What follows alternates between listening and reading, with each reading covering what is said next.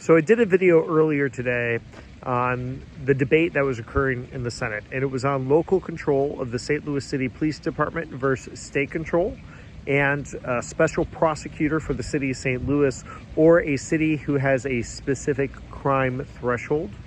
Now that bill got laid over, which means it did not get voted on, and currently it is kind of in limbo. We don't know what's going to happen to it.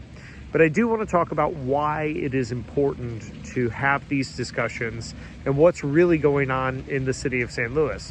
So when it comes to the crime issue, right now there's a crime epidemic in the city of St. Louis. Violent crime is skyrocketing, and there has been a movement within city leadership to defund the police.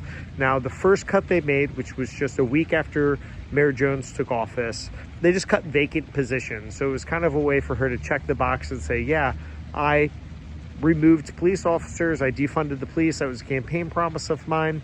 But she didn't really do anything because there were vacant positions that they weren't filling anyway.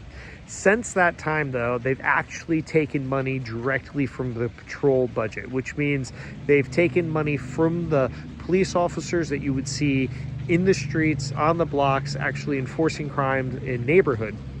And there are police officers that have come to the Capitol building and told us that, there's been times that there's only been 2 or 3 officers in a precinct, which the city's kind of broken up into 6 little precincts. So if you have 2 or 3 officers at a given time in 1/6 of the city, that's not a lot. They were telling us that there's times that when people call 911, they get put on hold, or it takes 45, 50 minutes for a police officer to arrive because they're so spread thin that they don't have the manpower to actually address calls. So from our perspective, some of those things that we hear are pretty detrimental to one of our most prosperous cities.